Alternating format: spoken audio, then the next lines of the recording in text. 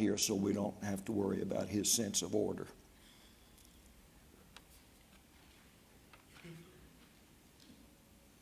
Where'd your friends move to in South Carolina, your pastor? I'm not sure. Their daughter went to move to have college there, so they are actually living on campus. It's a Christian college. Would it happen to be North Greenville University?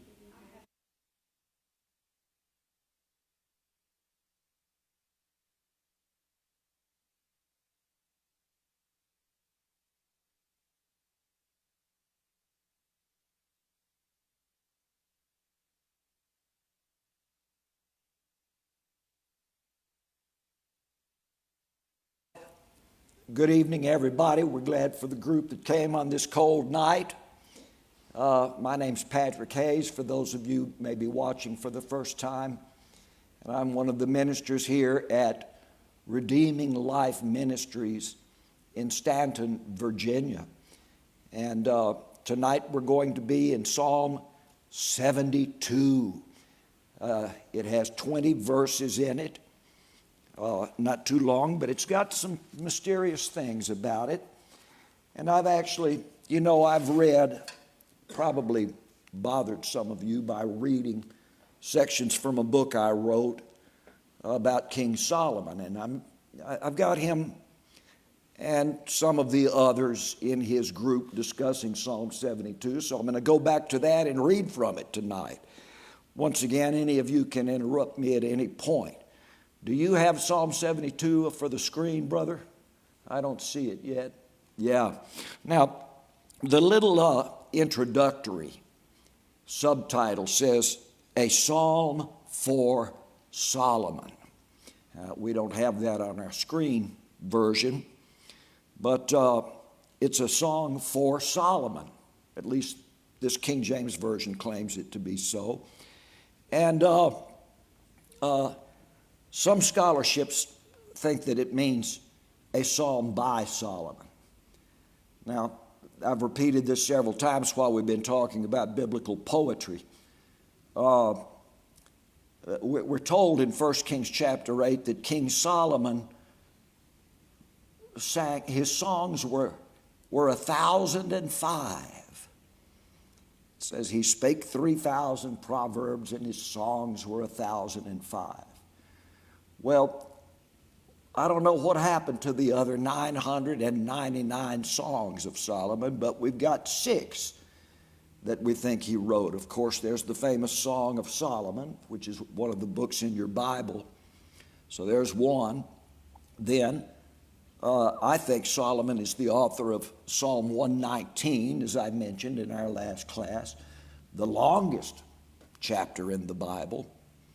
I also think that Solomon is the author of Psalms 127 and 128. Those are companion psalms, and maybe we'll look into those before we finish this class on Bible poetry. So then I won't go into the other psalm I think Solomon wrote because I can't remember which one it was tonight, but I'll think of it later. But it is often thought that Psalm 72 was written by Solomon, or that it's something that his father David told him just before he died. Because go to verse 20 and see if your screen version has this.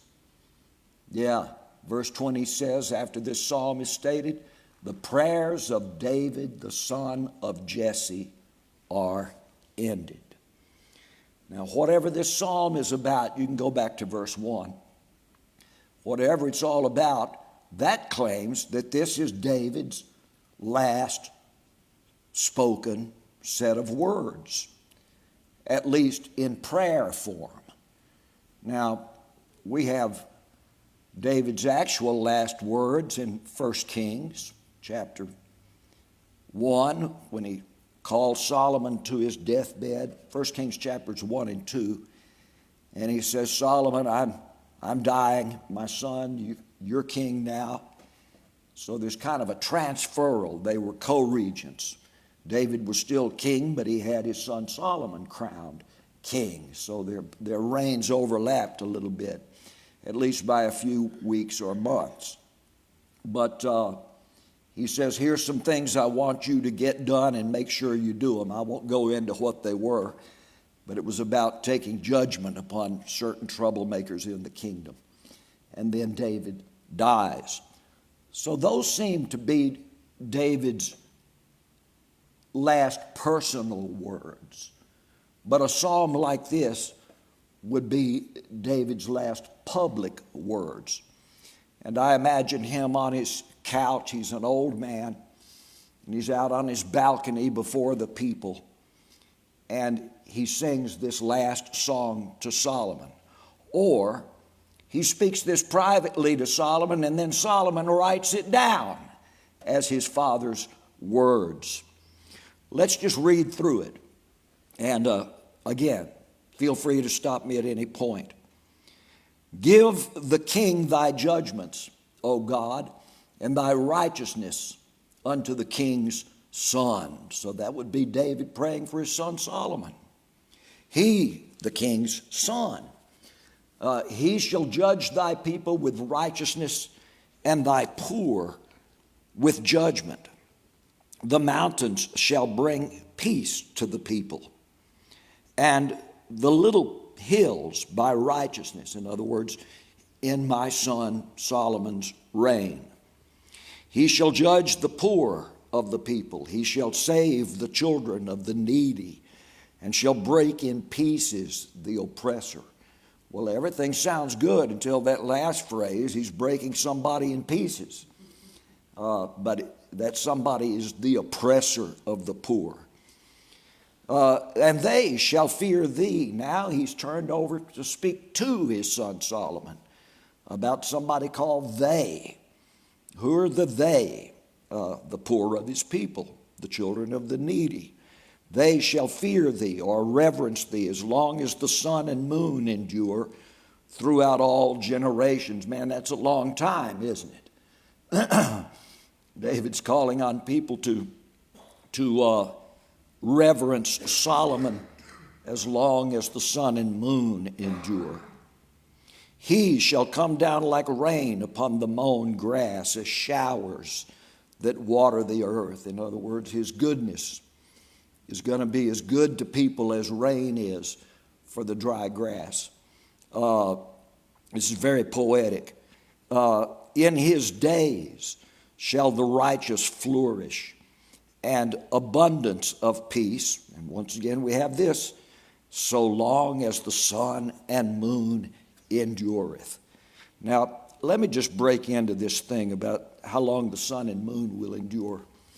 If we read Asaph's psalm about David, also in the book of Psalms,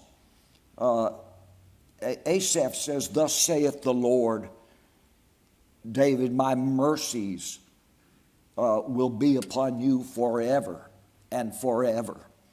And I will break my covenant with day and night before I will break my covenant with my servant David.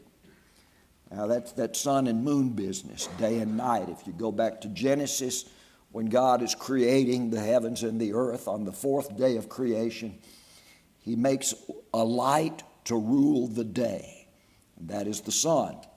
And then he makes a lesser light to rule the night, and that is the moon. And God makes a covenant with the sun and the moon that the seasons would endure forever and the sun and moon would endure forever.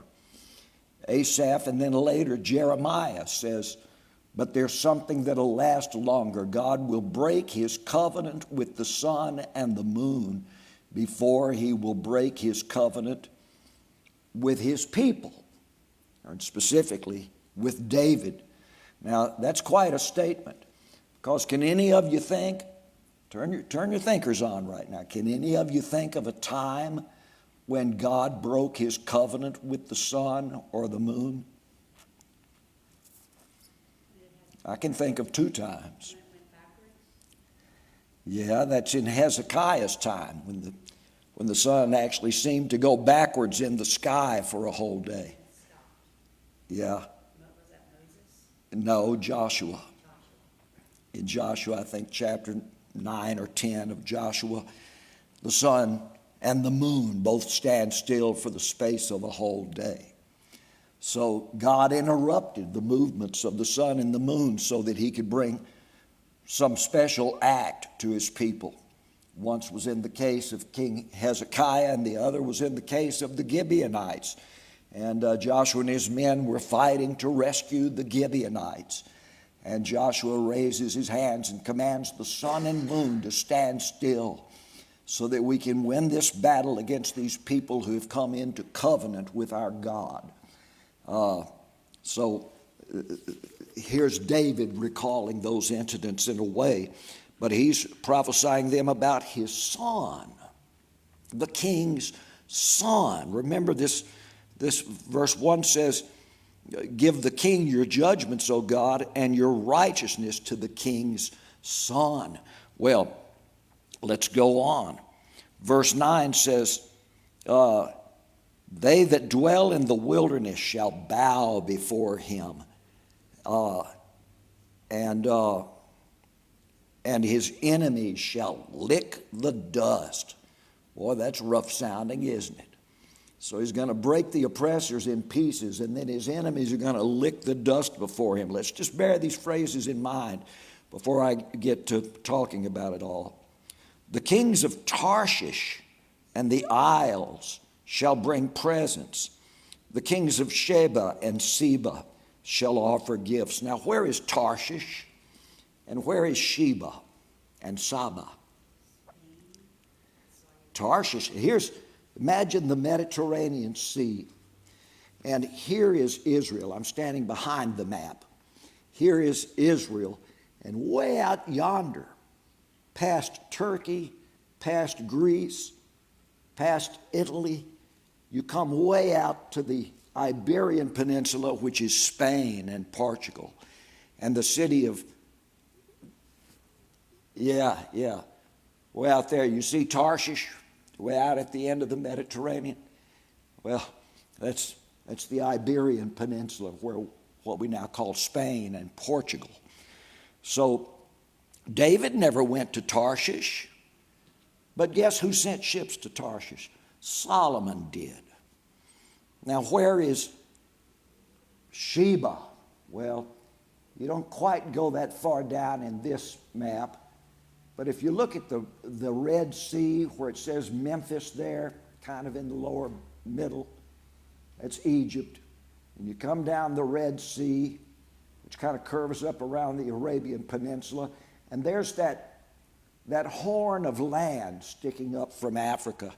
Right below that would be Ethiopia, or the kingdom of Sheba. And right next to it was the kingdom of Saba, the Sabians, where the famous queen of Sheba came from. Now, David never went there. But guess what? Kings of Tarshish for Solomon sent their goods all the way from out there on the edge of the Atlantic. And the queen of Sheba brought her gifts. Actually, 2 presentations of gifts on 2 occasions from the queen of Sheba to Solomon. That is why people think Solomon may have written this as a recollection of things that his father David said to him. You decide on that. Is this interesting at all for any of you? Verse 11, yea, all kings shall fall down before him. All nations shall serve him. Well, we do have something like that in the life of Solomon in 1 Kings and in Chronicles, that Solomon ruled over all the kings of the earth for a short time, and that was, of course, through alliances. For he shall deliver the needy when he crieth, the poor also, and him that has no helper. We read in Proverbs 1 where Solomon's mother, Bathsheba, had told him, you're going to be king and judge of the people. Make sure that you are an advocate always for the poor and the needy and those who have no defender. He shall spare the poor and the needy, and save the souls of the needy. He shall redeem their soul from deceit and violence, and precious shall be their blood in his sight. Verse 15, and he shall live, and to him shall be given the gold of Sheba. Well, there that is again, the queen of Sheba bringing gifts of gold and precious stones to Solomon. Prayer also shall be made for him continually, and daily shall he be praised. And this is getting way off the top if we're talking about one guy, isn't it? If it's just a man, we're talking about like Solomon. And there shall be a handful of corn in the earth upon the top of the mountains. The fruit thereof shall shake like Lebanon, and they of the city shall flourish like the grass of the earth. Now, what's this handful of corn all about? Actually, that's King James slightly misreading from the Hebrew. What he's really talking about is his message will be like a small thing, a handful of corn scattered upon the mountains, and next thing you know, it harvests and reseeds and reharvests and reseeds until the entire land is filled with the grain of his corn. In other words, it's something that's going to multiply. This is a picture of the gospel, where Jesus said a sower went forth to sow with handfuls of seed that he scattered. Some of it fell on good ground, some of it fell on poor ground, but he still scattered it everywhere. And it brought forth, some of it only 30-fold, some 60-fold, some 100-fold multiplication. This psalm is kind of referring to that idea. His name shall endure forever. His name shall be continued, guess how long? As long as the sun. And men shall be blessed in him. All nations shall call him blessed. Blessed be the Lord God, the God of Israel, who only does wondrous things. And blessed be his glorious name forever. And let the whole earth be filled with his glory. Amen and amen. The prayers of David, the son of Jesse, are ended. Now, before I start reading to you, I want to say something to you concerning prophecies about Solomon. I'm not going to turn to this verse, but this is twice in the Bible. When this is before Solomon is born, we'll find this in 2 Samuel and also in 1 Chronicles.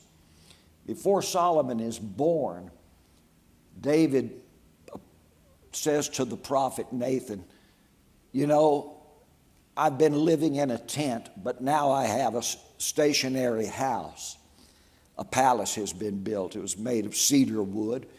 And David says, but I look out of my window all my life. I lived in a shepherd's tent or then a soldier's tent. But now I live, you know, and a tent is a portable building. You pop up the tent stakes and roll up the cords and fold up the cloth, and you carry your tent to the next place. But a house is permanently built, stationary. David says, here I live in a tent, but I look out my window and there's the tabernacle of God, a tent, while I live in a house. And of course, that was the tabernacle tent.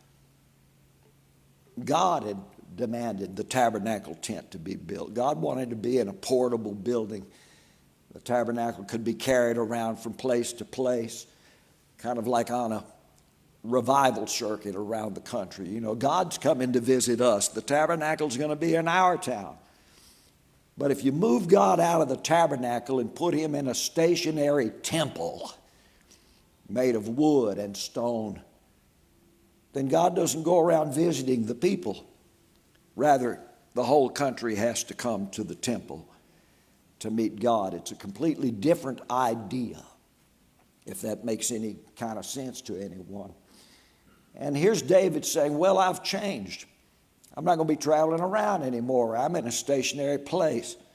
You know what? Instead of me going back into a tent to be again like God, dwelling in a tent, Nathan, he says to the prophet, I'd like to make God be more like me. I want to build him a house, a temple. Nathan at first likes the idea. And he says, oh, it's a wonderful idea. Yeah, let's build a stationary temple right here in Jerusalem. And then Nathan goes to his house that night, and God speaks to him and kind of rebukes the prophet Nathan. He said, you approved that project without consulting me. When did I ever ask anyone to build me a house to dwell in? At any time. And furthermore, you should know and let King Solomon know that the Most High God does not dwell in a building made with men's hands. No temple or building can contain him. The heavens and the earth can't contain him. You go tell David, he's not going to build a house that'll contain me, God says. And then God goes on and he says, by the way, David has been a man who made wars. He caused some of the wars that he fought, and I didn't direct him to fight all of those wars. And also, David has shed much blood on the earth. If a house is going to be built for me, it will not be by a bloody man like David. And then go and tell David, behold, a son will be born unto you, and his name shall be Solomon, which means man of peace. For thus saith the Lord, I shall bring peace upon all of Israel in his days.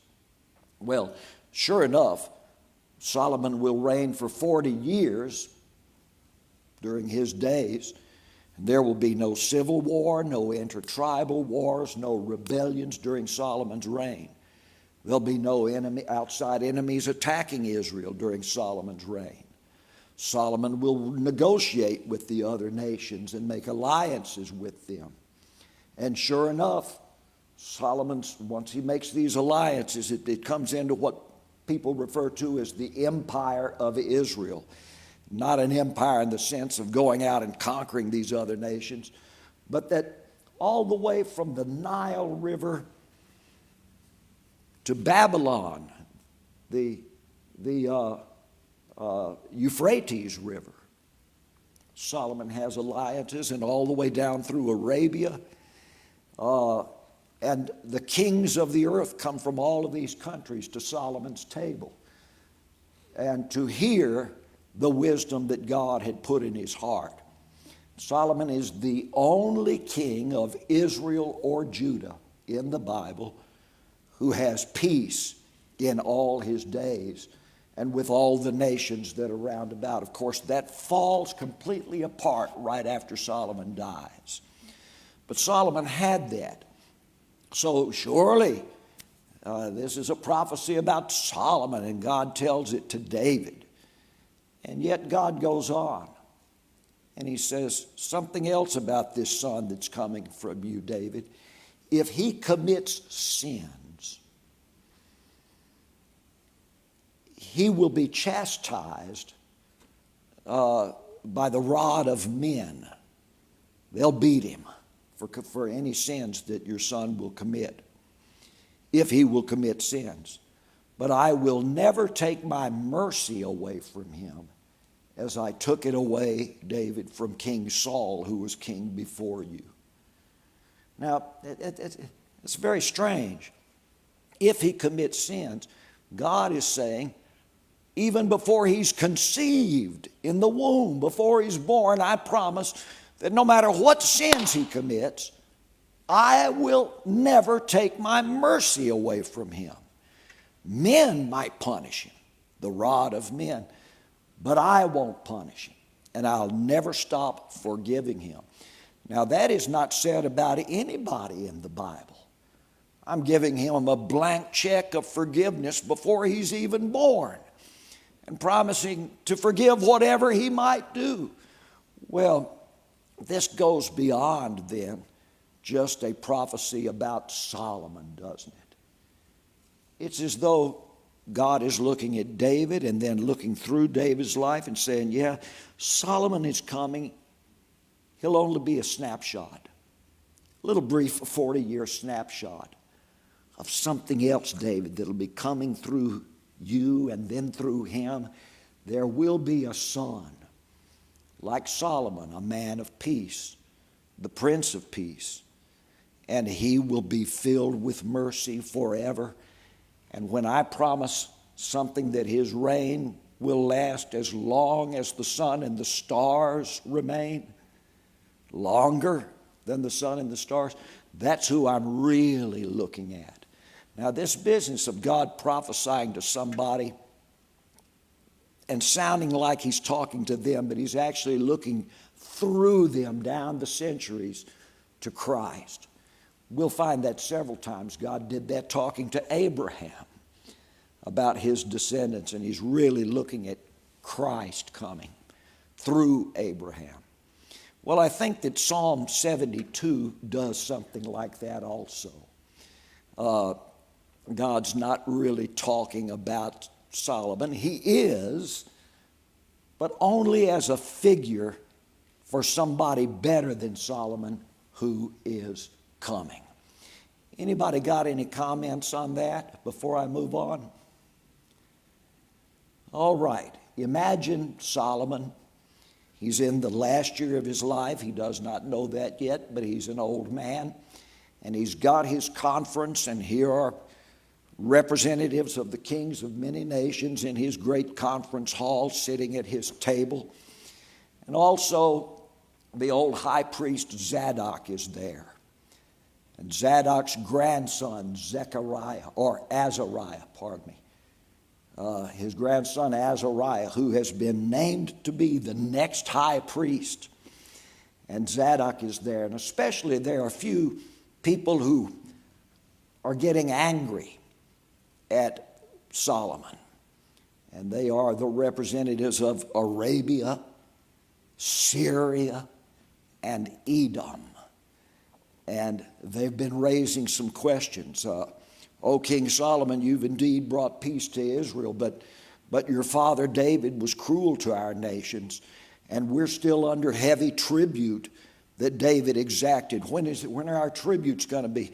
When are we going to get the full rights that the rest of you Israelites have guaranteed to us? And they've been asking questions like that. So here stands Zadok's grandson, the man who will be high priest one day. And I've got him spouting off a lot of times like this. Azariah ben Zadok has stood again. My King Solomon, the last prayer of your father David was in concern of your times, not, I think, of his own past. King David entitled it A Psalm for Solomon, and he concluded it by declaring the prayers of David, the son of Jesse, are ended. If there is a question about David's final and complete Mezimah, now I want to remind you, Mezimah is one of the 12 wisdoms, and it's the wisdom that causes you to plan toward the future. Mezimah. If there's a question of David's final and complete Mezimah, his plan and vision for you, King Solomon, and for your kingdom, this psalm answers it. In it, he prayed. Solomon thrusts his raised palm at the young priest. I well know what my father prayed, priest Ben Zadok. I was there.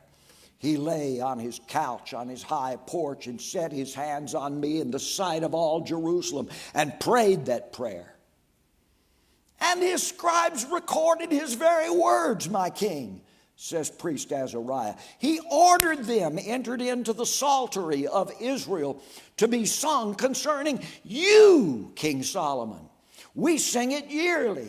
It has become for the people the anthem of your reign. Not here, Solomon says, not now.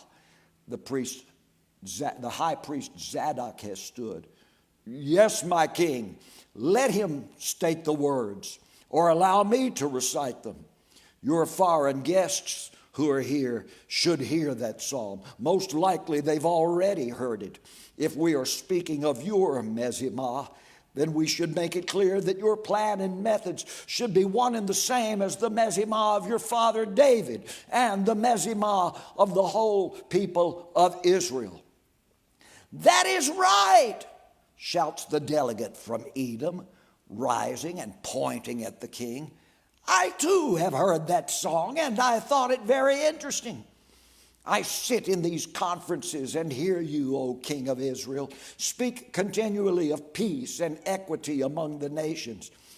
Yet I remember the cruel conquests of your father David, what he did to our people, and what he did in Ammon as well, and in other lands.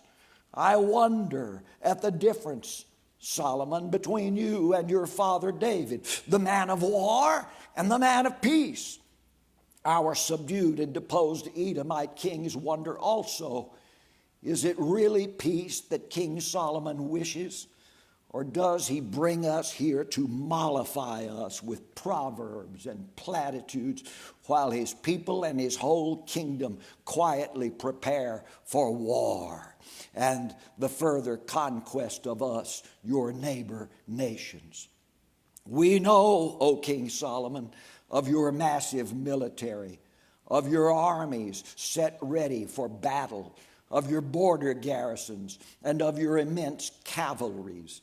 And we know that your merchant fleets may be easily converted into battleships. Your people sing your father's words in celebration of your reign. We Edomites hear it, and we smolder at Israel's intentions after you are gone. Allow your priests to sing it to us now, and let us all hear the voice of your true plan, your Mezimah, as you call it, and let us judge what you and Israel mean for the rest of us. He reseats himself indignantly. Solomon gazes stonily at old priest Zadok and his grandson Azariah. Zadok touches Azariah's shoulder. The young priest stands to sing the final prayer of King David. Levites and other Israelites stand to join the song. If you want to bring it back up again, verse 1, I'm going to read. Y'all can read along the King James. I'll read a slightly amended version. Give the king your judgments, O God. Now these priests and Levites have stood, and they're singing it in the ears of all the foreign delegates that are there from pagan countries. And they sing this out. We do not know what the tune of it would have been. He will judge your people in righteousness and your poor with judgment.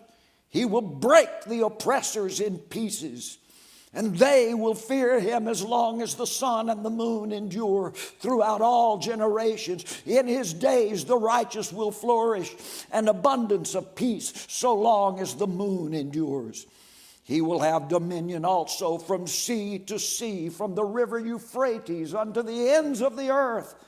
They who dwell in the wilderness will bow before him. His enemies will lick the dust. The kings of Tarshish and the isles will bring presents. Kings of Sheba and Saba will offer gifts. Yea, all kings will prostrate before him. All nations will serve him.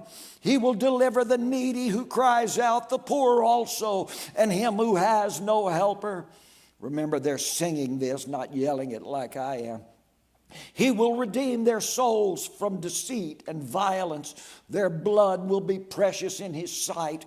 He will live, and the gold of Sheba will be given to him.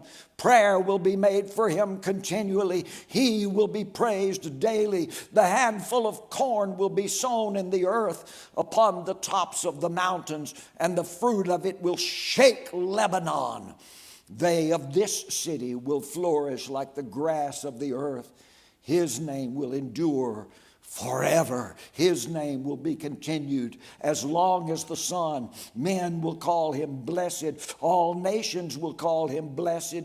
Blessed be the Lord God, the God of Israel, they will sing, who alone does wondrous things. Blessed be his glorious name forever. Let the whole earth be filled with his glory.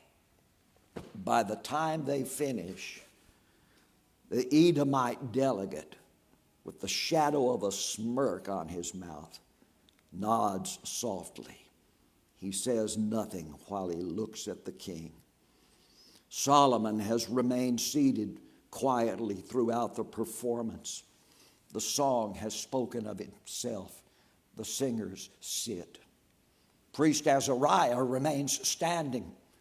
Oh, my King Solomon, we of the priesthood believe that this, your father's final prayer, must be your own Meshimah. Thus we welcome these, your conferences with the scholars of the nations, in hope of procuring the abundance of peace that King David foresaw. That he spoke prophetically is evidenced in your courts of justice, in the prosperity of your reign, which has been brought to the people, the treasures of Tarshish. Your navies have delivered them here, and in the rich gifts from the royalty of Sheba and from elsewhere carried to honor you. We believe this prophecy of David must be further fulfilled in you, O king. It should be known to the nations that we hold this belief, that your dominion must indeed stretch from sea to sea, from the rivers Nile and Euphrates to the ends of the earth, and that all kings will bow before you and all nations will serve you. For you, Solomon, are indeed the king and the king's son of this prophecy. For this reason, we do make prayer for you continually, as your father commanded, that you will indeed take dominion of the nations, whether by peace or by warfare. For you are the kingly representative of Israel, and Israel is the people who represent Jehovah to the world. Israel, says Solomon, has sometimes made a poor work of it, if I may so say. Perhaps, Majesty, but not in your reign, says Azariah. And do your priests pray also, asks the Edomite delegate, for you to break the oppressor in pieces and to make your enemies lick the dust? Before Solomon can answer, Azariah snaps, "We do indeed, sir," without looking at him. And there we have it, King Solomon, says the Edomite. I cannot say whether these are your intentions personally, but they are plainly the intentions of your people. This is the hope they see in you, and you allow this song. Yea, you probably command it, as did your father, the warlord David. Yet Edom will not quit this conference, as some Arabians and Syrians have quit it today. No, we wish to remain to see if you will draw plans to punish their effrontery for leaving, as your father punished the effrontery of Ammon. But let it be recorded that Edom continues her attendance here in protest against this song and its meaning to the people and military of Israel. And Edom suspects Solomon's Israel of plans for conquest and waits to see whether her suspicions will be confirmed or put to rest.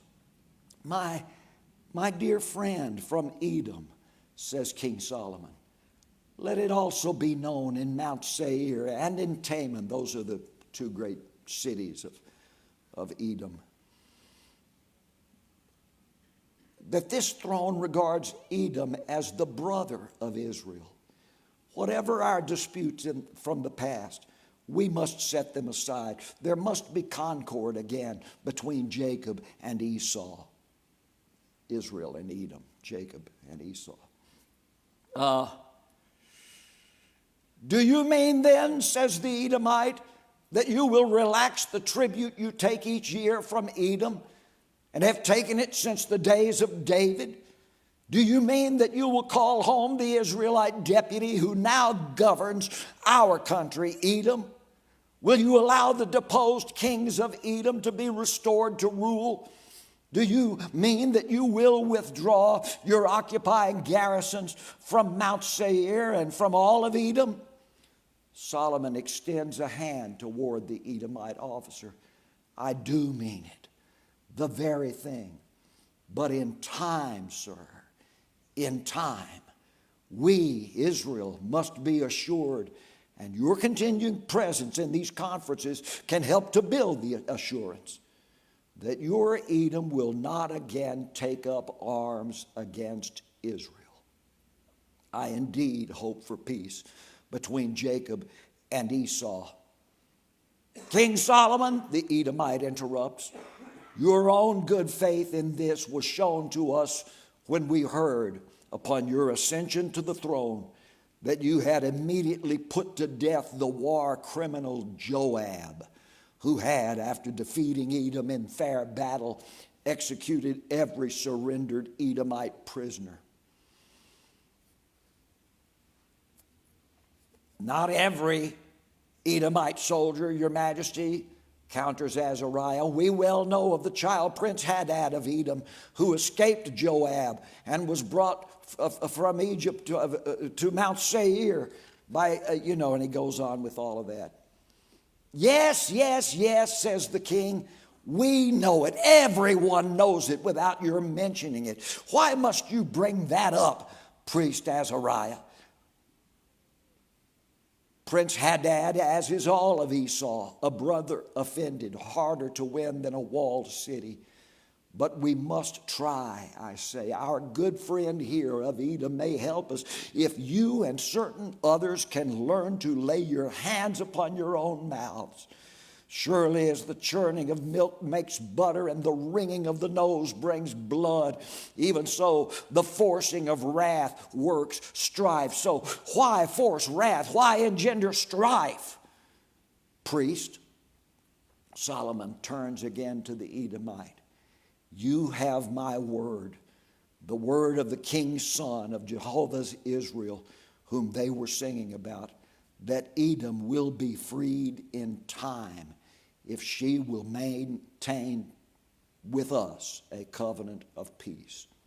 And do you promise, asked the Edomite, that this will occur in the days of your own reign, King Solomon?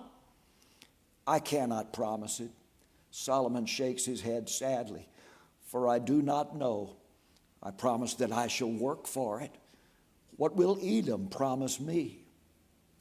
I shall continue in your conferences, says the Edomite. I shall watch and listen and wait. That is all.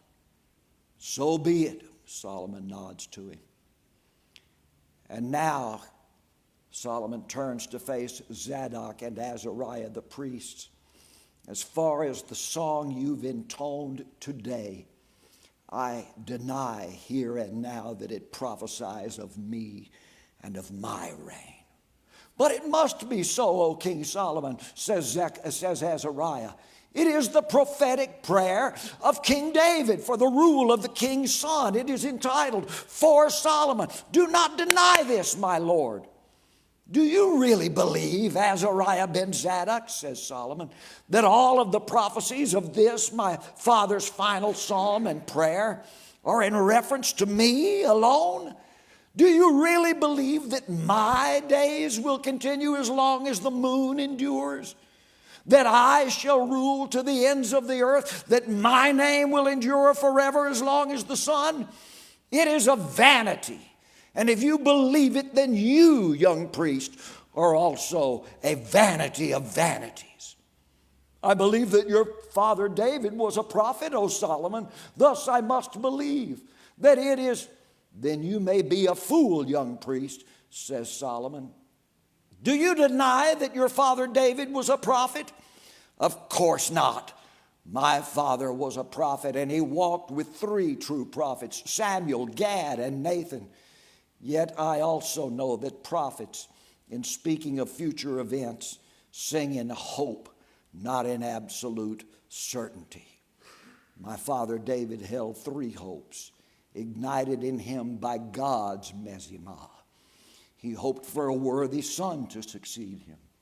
Also, he hoped for the continuing line of his descendants. Thirdly, he held hope for a coming descendant, a last descendant, and Israel's ultimate king, not I, but the ruler of an everlasting kingdom. My father dreamed it so. He lived to behold me and my son with his own eyes, but he did not live to see his fourth generation. So he made his final song and prayer, looking beyond me, through me perhaps, to those descendants yet unseen with his eyes, and to the one whom Samuel foresaw when he proclaimed of David's, a man after God's own heart, not David himself, but the one seen through David, the one whom David also saw through me, a coming king, a king hoped for and believed upon. Solomon turns from Azariah to the entire table of remaining guests.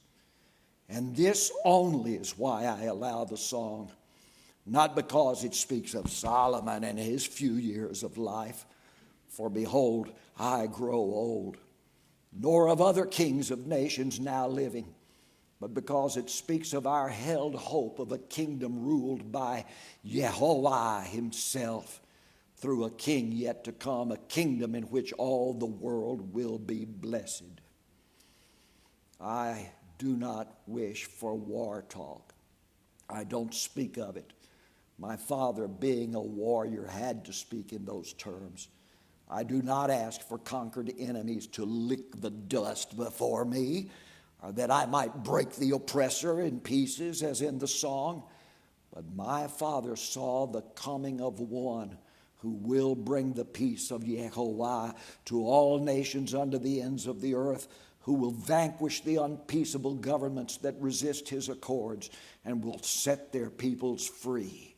It was his great Mezimah, the Mezimah of God himself for all of mankind. And who could know of this God and not hope for the same?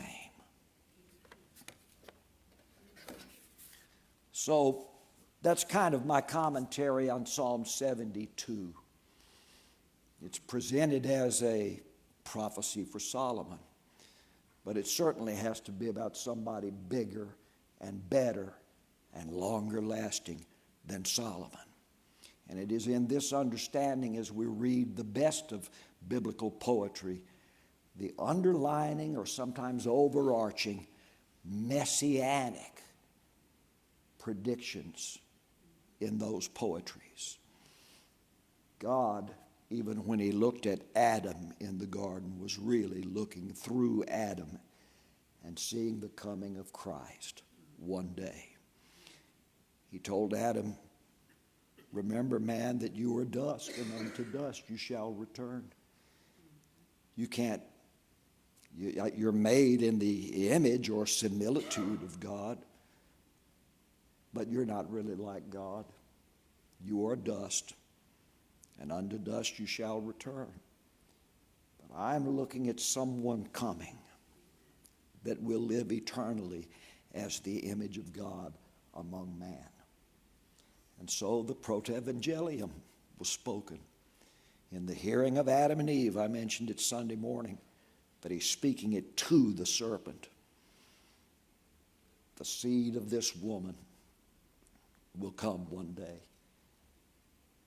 and he will crush your head, O serpent, and he will bruise his foot in doing so. But he's going to overcome evil at last. Well, I'm all through for tonight, but I just wanted to, pardon me for reading my own story writing to you again tonight. I hope that doesn't get boring to listen to somebody read a book. And of course, in doing so, we've been through Psalm 72 twice tonight. And I think that you can take from it some great understanding We've got something that's going to continue. That psalm says 3 times. When the sun turns black and the moon turns to blood and the stars fall from the sky. Those are all poetic terms, of course, but something that will continue longer than the sun and the moon. And that's our covenant with God through Jesus Christ. I'm all finished. You can flip me off. Not if I flip the switch off. Yeah. Thank you all for your attention.